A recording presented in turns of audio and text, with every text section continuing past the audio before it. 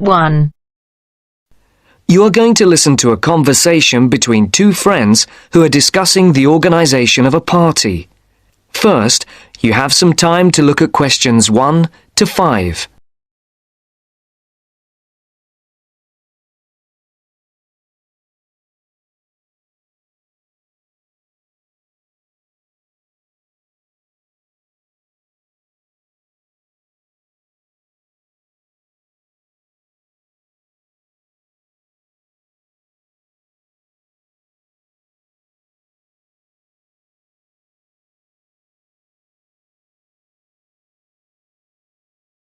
Now the test will begin. You should answer the questions as you listen, because you will not hear the recording a second time. Listen carefully and answer questions 1 to 5. Hi, Matt. Right on time. Have you been waiting long? 5 minutes. The buses were held up on the high street. Otherwise, I would have been early. Yeah, there's something wrong with them today. Yes, I think so. OK, what shall we do? Shall we go and have a coffee? Yeah, that would be nice. There's that place on the corner over there. It does really nice coffee and cakes and things, and at this time it's usually very quiet, so we'll be able to talk. OK, let's go there then. So, when's the party going to be? Well, it has to be at the end of September, before we all leave for university. We've plenty of time then. We don't go for another 5 weeks, do we? Well, we haven't really got that much time, if you think about it. There are only a couple of weeks at the beginning of September when all of us are around. Oh, yes, I forgot. Nazrin, Phil and Nikki and all that lot have gone off on holiday. And I'm away for 2 weeks from tomorrow. So, what does that leave us then? As far as I know, we're all here between the 19th and the 30th of September. Will Sandra be around then? I know that she has a whole string of family birthdays at that time, and she might not be available. Well, let's make a note of that, and we can contact her about it. OK. Shall we settle for the 21st of September then? What day is the 21st? It's a Saturday. Is that OK? That's fine. Before the conversation continues, look at questions 6 to 10.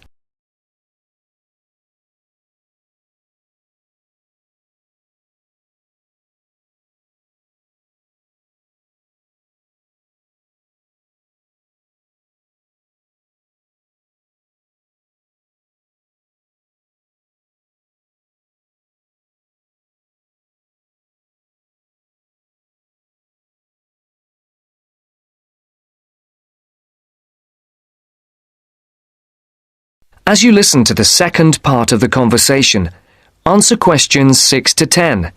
And now for the tricky bit.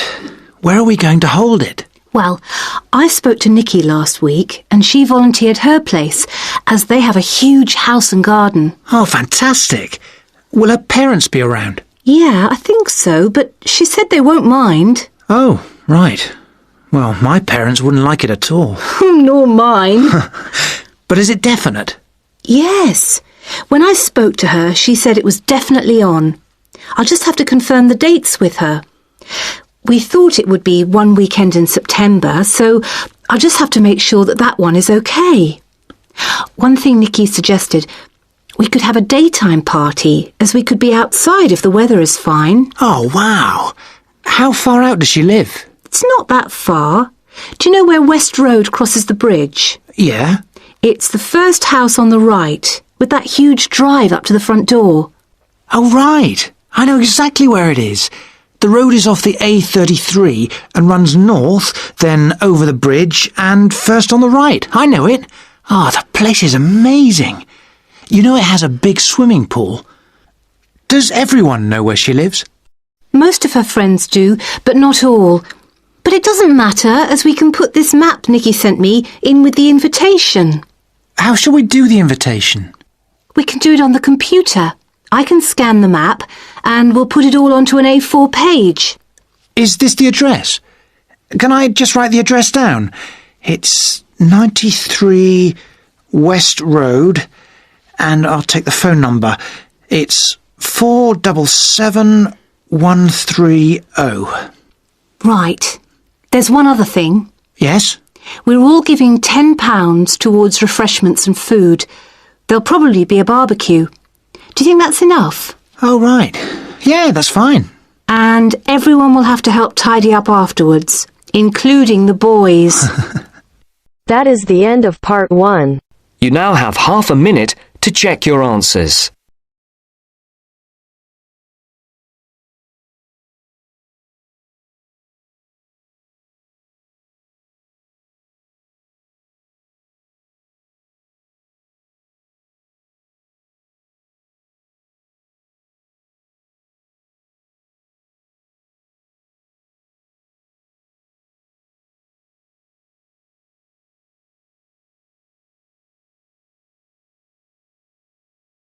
Now turns to part 2. Part 2. You will hear a discussion between two psychology students and their tutor. First, look at questions 11 to 14.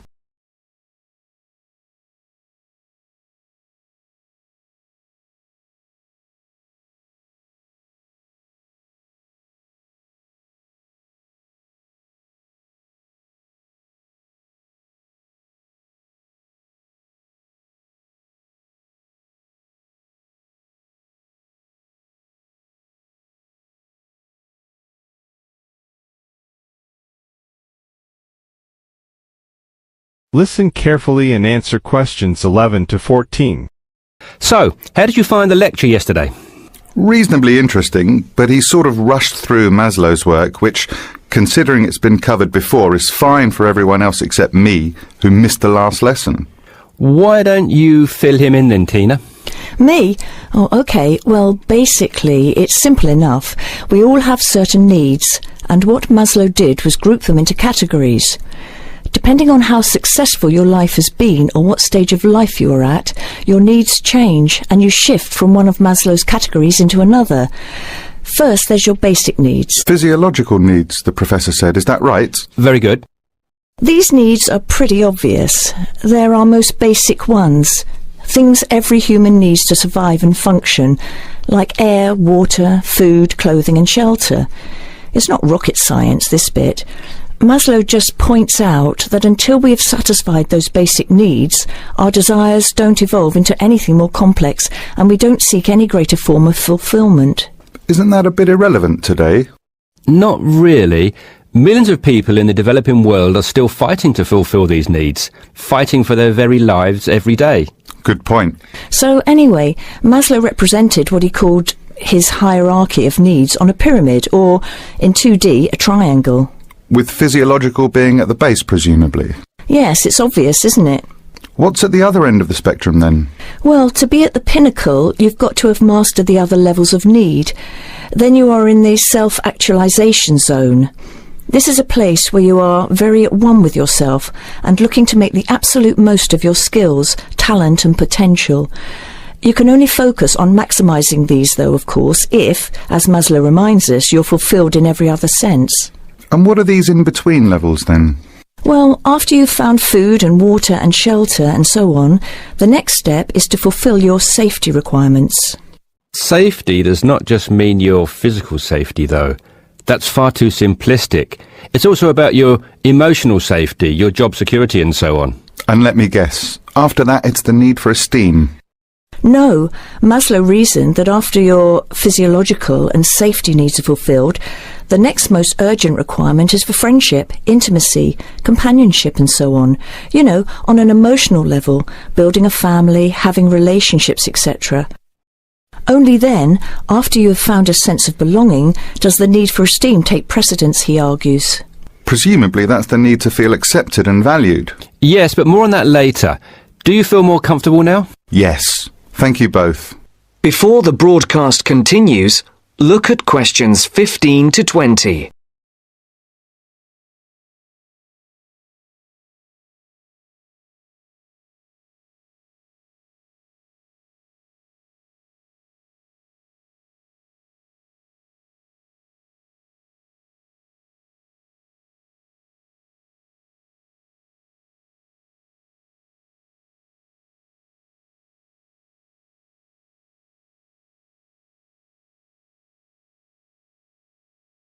You will now listen to the second part of the talk. Listen carefully and answer questions 15 to 20. Okay, now that you are both familiar with Maslow's hierarchy of needs, let's look at a few cases in point. Case 1. Crime boss in the slums of Mumbai. What do you think? Surely very low. Physiological, I'd have said. But he has food and shelter. A shed is hardly shelter. And how is living from hand to mouth every day adequate from a nutritional perspective? Oh, of course. You're right if you look at it objectively. But remember that human psychology is far more complicated than that. When quizzed, this person surprised researchers. First of all, he regarded his shed as adequate shelter and was completely content there. Secondly, he genuinely felt satisfied with his level of food intake. Thirdly, being the crime boss of the slums, he felt very safe, arguing that no one would ever touch him. He had no self-esteem issues either, since he had the respect of his fellow slum dwellers. It may have been fear, but he perceived it as respect. That is all that matters, and was quite content with who he was. I see. So it's not just about the reality of your situation, but also how you perceive that reality. Exactly. Most people would be very low on the hierarchy in his position, feeling like they wanted and needed much more. He did not. Now, what about case 2? A multi-millionaire rock star. Well, you'd naturally assume he's fulfilled his physiological and safety needs, but when you read on through his profile, look here, he's plagued by paranoia and thinks someone is trying to kill him. On that basis, given his state of mind, he must believe that his safety is compromised, so safety must be his primary concern. Very good. And look here at case 3, a property magnate. Having suffered badly during the recession, his portfolio of properties is in danger of being repossessed. In fact, look, he's in danger of losing everything and being left without even enough to support himself. Wow, so I guess he's gone from very high up right down to the bottom. Exactly. Even his basic needs are no longer secure. An excellent example of how there can be movement both ways on the pyramid. Case 4. A housewife. She must have some esteem issues, surely. Read on. She is quite content and well respected and loved by her friends and family. What's more, being a housewife is all she ever wanted to do, and she has excelled at the task. Therefore, forget esteem. This lady has maximised her potential in her eyes. She's right at the top. And case 5? A very sad case. It is what it is. There are always innocent victims of war, and he was left with nothing, not even a home over his head. Every day is a struggle to survive. How sad. And last but not least, case 6. Another rock star, though a different story. He says the only thing he craves is friendship. He has everything, but is awfully lonely. I think it's obvious where he is on Maslow's hierarchy. Indeed. That is the end of part 2. You now have half a minute to check your answers.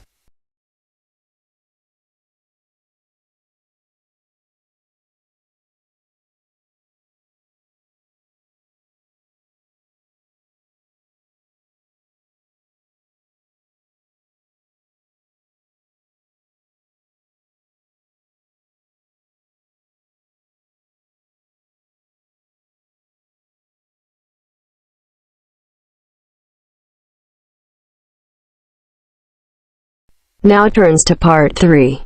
Part 3. Making the decision to stop is just the first step. Yet if you follow these guidelines, no matter how tough it may be to begin with, rest assured. First, you have some time to look at questions 21 to 26.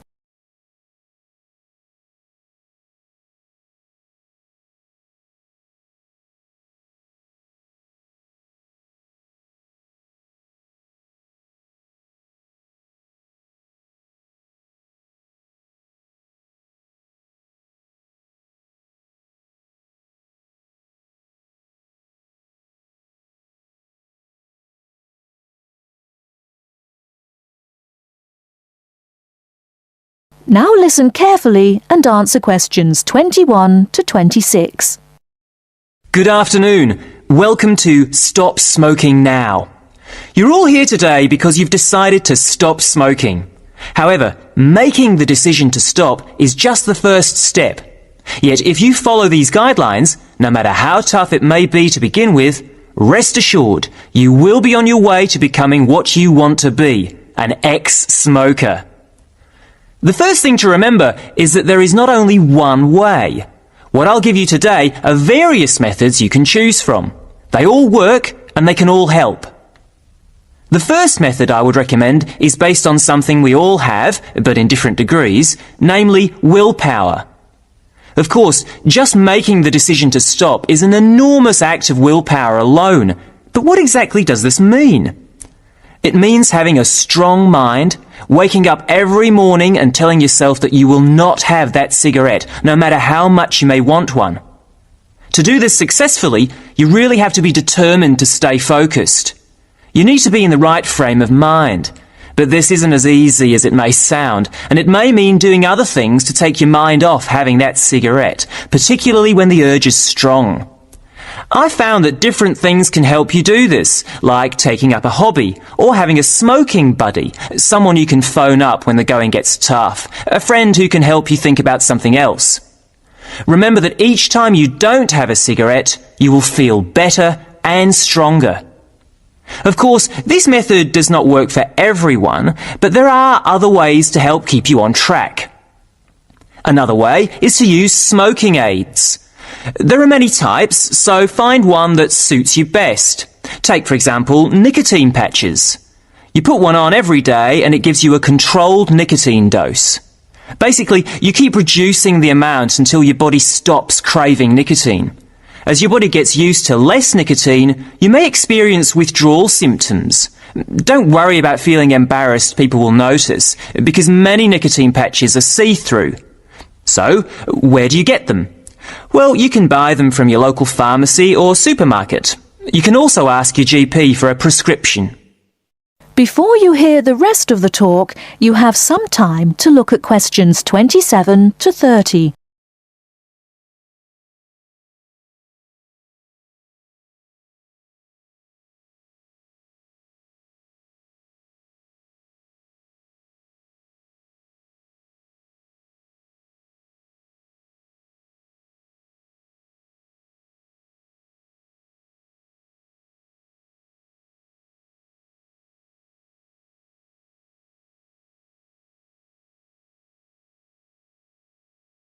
Now listen and answer questions 27 to 30. Another method that is becoming more popular is alternative therapies. Giving up smoking is not only difficult for your body, but also your mind, as the emotional stress can be really severe. One therapy that springs to mind is acupuncture. This can help you relax, calm you down, making you much more likely to want to give up. Acupuncture usually lasts between 50 to 90 minutes. As your body and mind become stronger, you should need fewer sessions. The good thing about acupuncture is that it takes harmful toxins caused by smoking out of your body. And I'm sure you'll all like this, it does not increase your appetite. So giving up smoking using this method means you won't put on weight. It can take as few as 5 acupuncture sessions to cure you, but of course this depends on the type of person you are. I suppose one of the biggest advantages of using this method is that there are almost no withdrawal symptoms because it works from the inside. What I mean by this is that acupuncture takes away your wanting to smoke, and this feeling, on top of the feeling of calmness, stays with you after the treatment is over. At the end of the day, it doesn't really matter which method you choose. What's important is that you make the decision and then stick to it no matter what. If you give up, think of the money you'll be saving. There is no better time to start than today. You can kick the habit for good. That is the end of part 3. You now have half a minute to check your answers.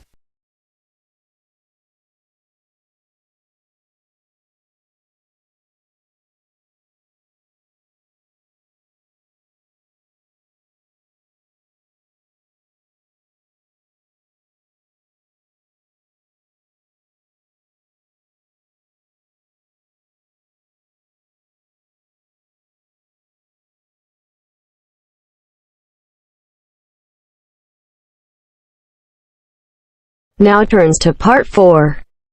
Part 4. First, you have some time to look at questions 31 to 40.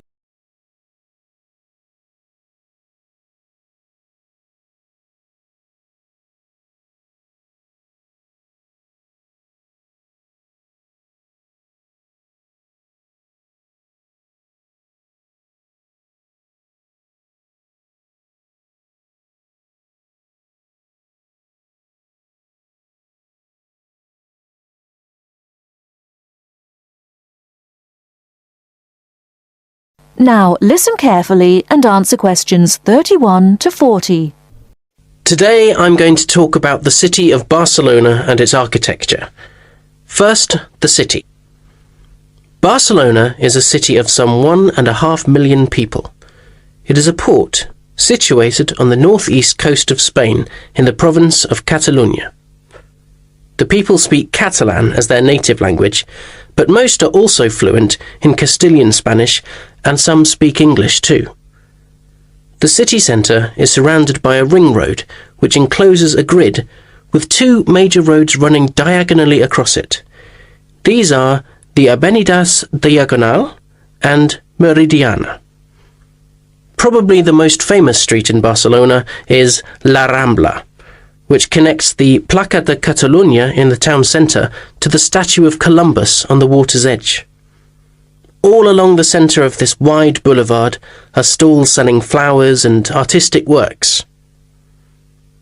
Barcelona was founded by the Carthaginians from modern-day Tunisia in North Africa. It grew under the influence of the Roman Empire, later becoming the capital of Spain. Under strong government, it expanded its trade, exporting cloth to other Mediterranean ports, and establishing itself as a financial centre. It went into decline after 1400, and in 1640 it was the centre of the Catalan Revolution against King Philip IV of Spain. Now it is considered by many to be the cultural centre of Spain, and the Olympic Games were held there in 1992. Now to the architecture. Throughout the city there are many fine buildings, churches, cathedrals, markets and squares, which date back to the 13th century. One very fine square, which can be entered from La Rambla, is the Placa Real, or Royal Square. This was built by Molina in the 19th century. 7 narrow passages lead into a large central area, which is surrounded by 2-storey buildings. Most of the ground floor is occupied by restaurants and bars, and it is traditionally a place of music and entertainment. It is impossible to talk about the architecture of Barcelona without mentioning Gaudí, who dominated the scene from the 1880s until his death in 1926.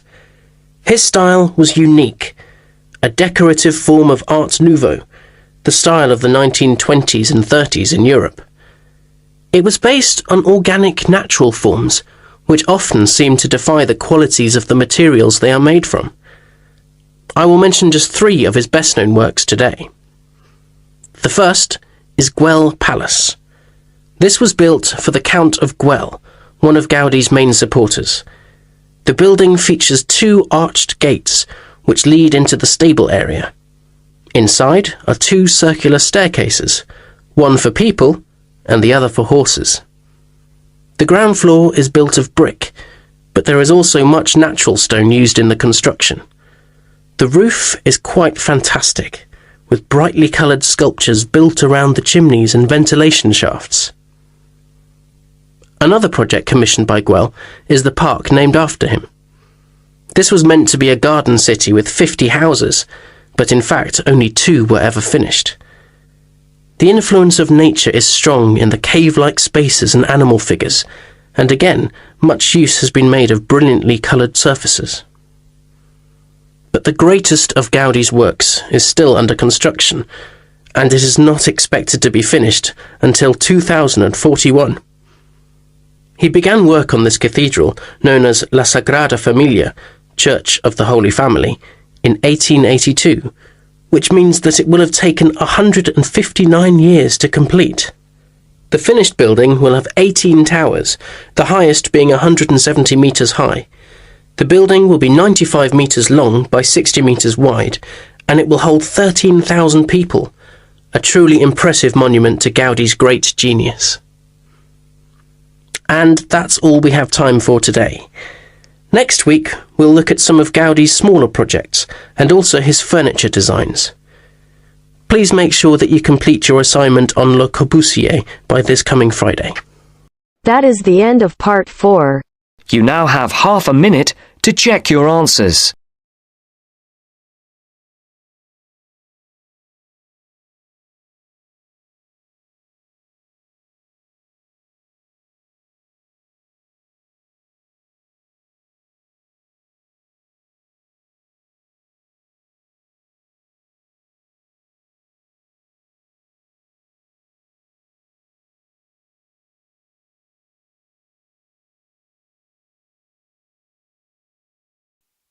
Yeah.